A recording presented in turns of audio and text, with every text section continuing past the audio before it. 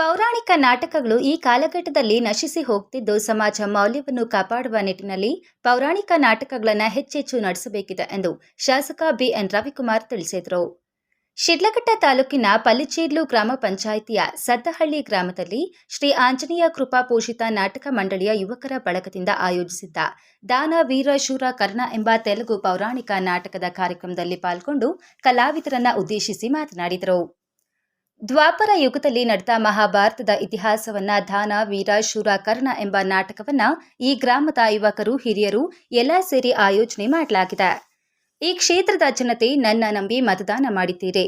ನನ್ನ ನಂಬಿದಂತಹ ಜನಕ್ಕೆ ನಾನು ಯಾವತ್ತೂ ದ್ರೋಹ ಬಗೆಯುವುದಿಲ್ಲ. ನಮ್ಮ ಶಿಡ್ಲಘಟ್ಟ ವಿಧಾನಸಭಾ ಕ್ಷೇತ್ರವು ಬಹಳ ಹಿಂದುಳಿದಿದೆ.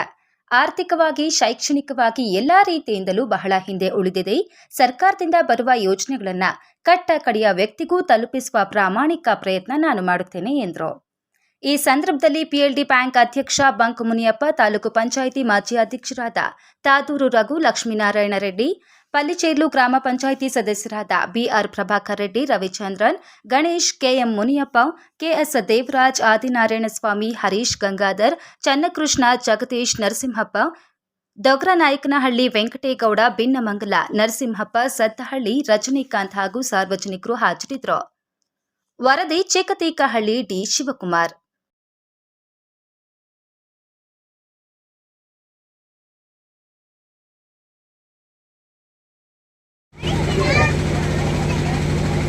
ಹಾಗೂ ಈ ಒಂದು ಕಾರ್ಯಕ್ರಮಕ್ಕೆ ಆಗಮಿಸಿರುವ ಎಲ್ಲ ಕಲಾವಿದರುಗಳು ಹಾಗೂ ನಮ್ಮ ಪತ್ರಿಕಾ ಮಾಧ್ಯಮದವರಿಗೂ ಹಾಗೂ ಆರಕ್ಷಕ ಠಾಣೆಯ ಸಿಬ್ಬಂದಿಗೂ ಸ್ವಾಗತವನ್ನು ಕೋರ್ತಾ ಹಾಗೂ ಮುಂದಿನ ಕಾರ್ಯಕ್ರಮವನ್ನು ನಮ್ಮ ಈ ಒಂದು ಕಾರ್ಯಕ್ರಮವನ್ನು ಕುರಿತು ಬಂಕ್ ಮುನಿಯಪ್ಪನವರು ಮಾತಾಡಬೇಕಂತ ತಮ್ಮಲ್ಲಿ ಕೋರ್ತಾ ಇದ್ದಾರೆ.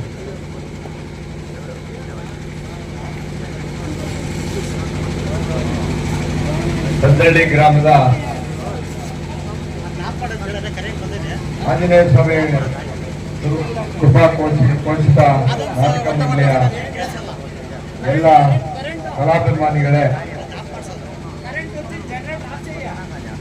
ನಿಮ್ಮ ನೆಚ್ಚಿನ ನಾಯಕರು, ಈ ಕ್ಷೇತ್ರದ ಅಭಿವೃದ್ಧಿಯ ನೇತಾರರಾದಂಥ ಬಿಎನ್ ರವಿಕುಮಾರ್ ಅವರೇ,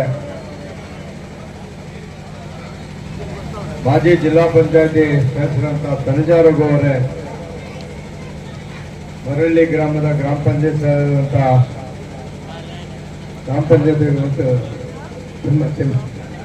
ಸಿಮ್ರಾಜ್ನವರೇ ಹಾಗೂ ವೆಂಕಟರೆಡ್ಡಿ ಅವರೇ ಹಾಗೂ ನಾರಾಯಣಪ್ಪನವರೇ,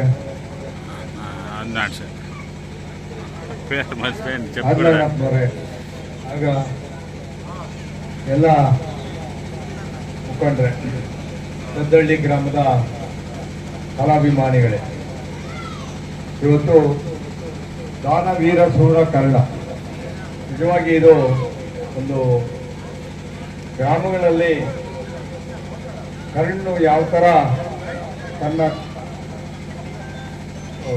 ಕರ್ಣಕ್ಕೂ ಇದನ್ನ ಯಾವ ಥರ ದಾನ ಮಾಡ್ತಾರೆ ಅಂತ, ಅದೇ ಥರ ಇವತ್ತು ಈ ಕಲಾಭಿಮಾನಿಗಳು ಇದನ್ನ ಈಗಿನಿಂದ ಬೆಳಗ್ಗೆವರೆಗೂ ನೋಡಿ ಹೆಚ್ಚಿನ, ಯಾಕಂದ್ರೆ ಇವತ್ತು ನಾಟಕ ನೋಡಿ ಹೋಗೋದಲ್ಲ ಮುಖ್ಯ, ಈ ನಾಟಕದ ಪಾತ್ರಧಾರಿಗಳು ಯಾವ ತರ ಅಭಿನಯಿಸ್ತಾರೆ, ಆ ಒಂದು ಕಲಾಭಿಮಾನವನ್ನು ತಾವು ಈ ಇದರಲ್ಲಿ ಅಳವಡಿಸಿಕೊಂಡು ಈ ಕಾರ್ಯಕ್ರಮವನ್ನು, ಈ ನಾಟಕದ ಇದನ್ನು ಯಶಸ್ವಿ ಮಾಡಬೇಕು ಅಂತೇಳಿ ತಮ್ಮಲ್ಲಿ ಮನವಿ ಮಾಡ್ತಾ ಎರಡು ಮಾತನ್ನು ಮಾತಾಡಕ್ಕೆ ಅವಕಾಶ ಕೊಟ್ಟ ತಮ್ಮಲ್ಲಿ ವಂದಿಸಿ ಮಾಡ್ತೇನೆ. ಜೈ ಹಿಂದ್, ಜೈ ಕನ್ನಡ.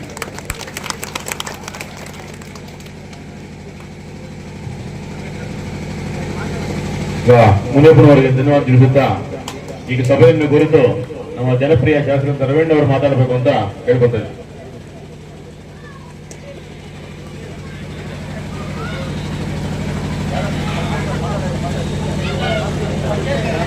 ಎಲ್ಲರಿಗೂ ನಮಸ್ಕಾರ.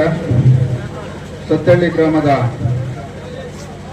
ಶ್ರೀ ಆಂಜನೇಯ ಸ್ವಾಮಿಯ ಕೃಪಾಪೋಷಿತ ನಾಟಕ ಮಂಡಳಿಯಿಂದ ಈ ದಿನ ಸದ್ದಹಳ್ಳಿ ಗ್ರಾಮದಲ್ಲಿ ಏನು ಇವತ್ತು ದ್ವಾಪರ ಯುಗದಲ್ಲಿ ನಡೆದಂಥ ಮಹಾಭಾರತದ ಒಂದು ಇತಿಹಾಸವನ್ನ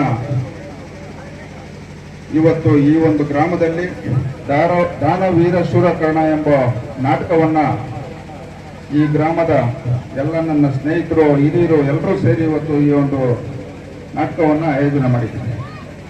ಏನಿವತ್ತು ನಮ್ಮ ಶಿಡ್ಲಘಟ್ಟ ವಿಧಾನಸಭಾ ಕ್ಷೇತ್ರದಲ್ಲಿ ಈ ಕ್ಷೇತ್ರದ ಎಲ್ಲ ಸ್ವಾಭಿಮಾನ ಮತದಾರರಿಂದ ಇವತ್ತು ನನಗೆ ಒಂದು ಅಧಿಕಾರವನ್ನು ಕೊಟ್ಟಿದ್ದು.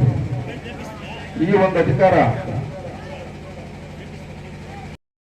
ಅವಧಿಯಲ್ಲಿ ತಾವು ಕೊಟ್ಟಿರ್ತಕ್ಕಂಥ ಒಂದು ಅಧಿಕಾರವನ್ನು ಪ್ರಾಮಾಣಿಕತೆಯಿಂದ ಈ ಕ್ಷೇತ್ರದ ಮೊದಲನೇ ಆದ್ಯತೆ ಪ್ರತಿಯೊಂದು ಕುಟುಂಬಗಳು ನೆಮ್ಮದಿಯಾಗಿರಬೇಕು, ಈ ಕ್ಷೇತ್ರದಲ್ಲಿ ಅಭಿವೃದ್ಧಿ ಆಗಬೇಕು, ಸರ್ಕಾರದಿಂದ ಬರತಕ್ಕಂಥ ಯೋಜನೆಗಳು ನೇರವಾಗಿ ನಿಜವಾದ ಫಲಾನುಭವಿಗೆ ತಲುಪ್ತಕ್ಕಂಥ ಕೆಲಸ ನಾನು ಪ್ರಾಮಾಣಿಕತೆಯಿಂದ ಮಾಡ್ತೀನಿ ಅಂತ ಹೇಳ್ತಾ, ಮುಖ್ಯವಾಗಿ ಇವತ್ತೇನು ದಾನವೀರ ಶೂರ ಕರ್ಣ, ಈ ಕರ್ಣನ ಹೆಸರು ದ್ವಾಪರಯುಗ 10,000 ವರ್ಷ, ಅದಕ್ಕೆ ಹಿಂದೆ ತ್ರೇತಾಯುಗ 20,000 ವರ್ಷ, ಇದು ಕಲಿಯುಗ.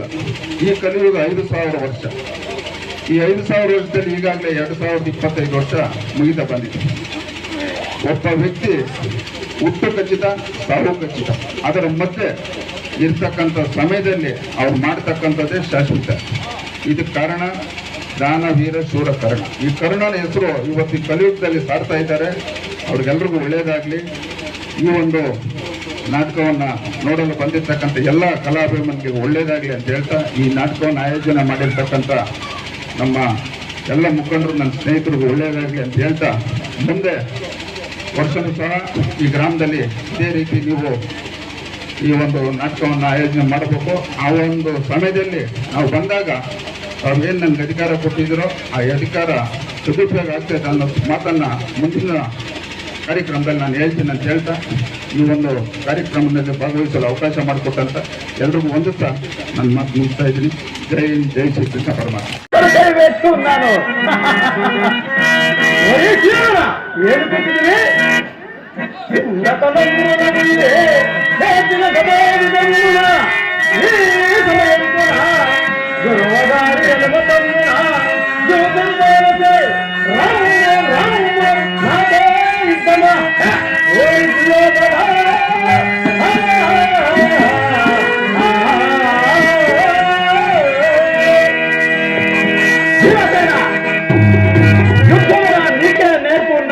అహంకార పడుతున్నావా? నా భుజబల పరాక్రమంబులు, నా శౌర్య సాహసములు నీకు తెలియవు కాబోలు. ఇక చూడము, పెద్దలు నది కోరులను నొద్దికతోలేసి వారికొక వందనములను తెలుపా, ధీరుడు నేనని పలుకుతా పదులని వధించుచుంటిని ఈ సభలోన నేనిప్పుడు.